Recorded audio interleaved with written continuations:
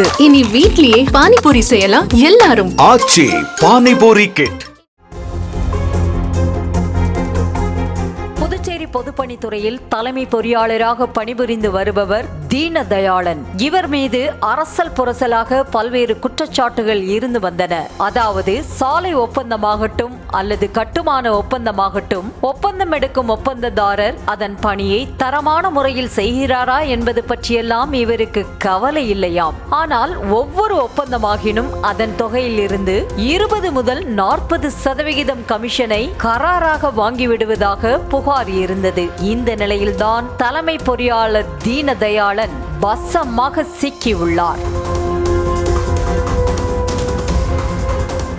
மகளின் திருமணத்திற்காக அழைப்பிதழ் வைப்பதற்காக காரைக்காலுக்கு சென்ற தீனதயாளன் காரைக்கால் கடற்கரையில் உள்ள பொதுப்பணித்துறைக்கு சொந்தமான சீக்கல்ஸ் ஹோட்டலில் தங்கியிருந்தார். அப்போது காரைக்கால் கட்டிட மற்றும் சாலை பிரிவில் செயற்பொறியாளராக உள்ள சிதம்பரநாதன் உள்ளிட்ட சில பொதுப்பணித்துறை அதிகாரிகள் அவரை சந்தித்து பேசியதாக கூறப்படுகிறது. அவர்களுடன் அதிமுக முன்னாள் அமைச்சர் காமராஜரின் அண்ணன் மகனான மன்னார்குடியை சேர்ந்த கட்டுமான நிறுவன ஒப்பந்ததாரர் இளமுருகவும் உடன் இருந்தார்.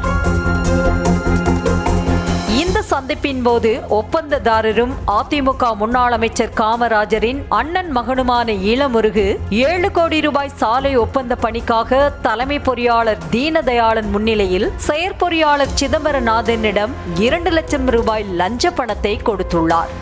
ஏற்கனவே தீனதயாளன் மீதான குற்றச்சாட்டுகளில் அவரை ரகசியமாக கண்காணித்து வந்த சிபிஐ அதிகாரிகள் இந்த சந்திப்பு குறித்து முன்கூட்டியே அறிந்து அவர் தங்கியிருந்த விடுதியை சுற்றி வளைத்திருந்தனர். ஒப்பந்ததாரர் இளமுருகு பணத்தை கொடுத்தபோது அதிரடியாக அறைக்குள் நுழைந்த சிபிஐ அதிகாரிகள் லஞ்சமாக வழங்கப்பட்ட பணத்தை பறிமுதல் செய்தனர். இதனைத் தொடர்ந்து புதுச்சேரி தலைமை பொறியாளர் தீனதயாளன், காரைக்கால் பொதுப்பணித்துறை கண்காணிப்பு பொறியாளர் சந்திரசேகரன், செயற்பொறியாளர்கள் சிதம்பரநாதன், மகேஷ் மற்றும் உதவி பொறியாளர்கள், இளநிலை பொறியாளர்கள் உள்ளிட்ட அதிகாரிகள் குழுவினரிடம் சிபிஐ அதிகாரிகள் தொடர் விசாரணை மேற்கொண்டனர். முதற்கட்ட விசாரணையில் காரைக்காலில் 7,44,59,000 ரூபாய் சாலை ஒப்பந்த பணிக்காக 1% கமிஷன் அடிப்படையில் 6 லட்சம் ரூபாய் கமிஷன் பேசப்பட்டு அதில் முதற்கட்டமாக 2 லட்சம் ரூபாயை லஞ்சமாக பெற்றது தெரிய வந்தது. இதனை அடுத்து தலைமை பொறியாளர் தீனதயாளன், செயற்பொறியாளர் சிதம்பரநாதன், ஒப்பந்ததாரர் இளமுருகு ஆகியோரை கைது செய்த சிபிஐ அதிகாரிகள் 2 லட்சம் ரூபாய் லஞ்ச பணம் மற்றும் ஒப்பந்ததாரர் காரில் இருந்த 50,000 பறிமுதல் செய்தனர்.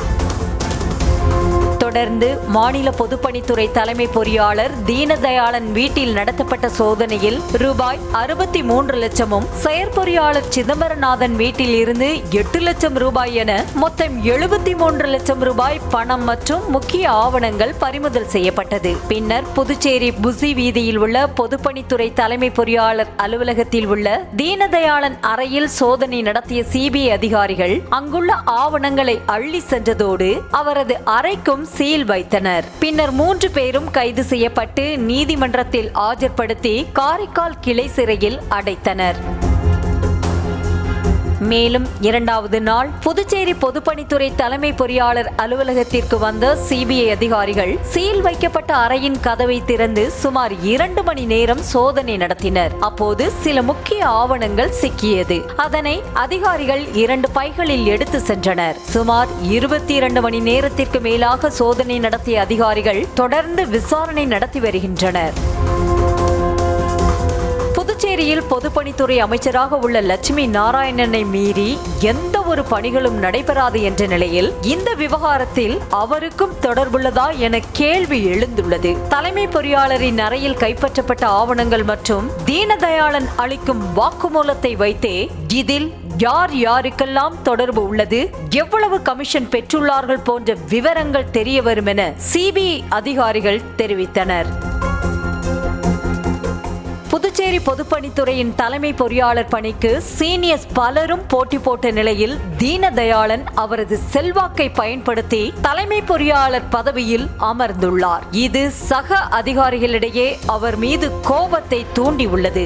மேலும் தலைமை பொறியாளர் பணியில் அமர்ந்த தீனதயாளன் உள்ளூர் ஒப்பந்ததாரர்களை ஒதுக்கி கமிஷன் அதிகம் தரும் வெளியூர் ஒப்பந்ததாரர்களுக்கே ஒப்பந்தங்களை வழங்கியது உள்ளூர் ஒப்பந்ததாரர்களிடையே கடும் எரிச்சலை ஏற்படுத்தியுள்ளது.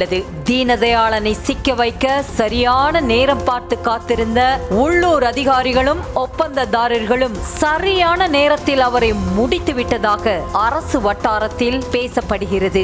நியூஸ் தமிழ் செய்திகளுக்காக புதுச்சேரி செய்தியாளர் கிருஷ்ணா.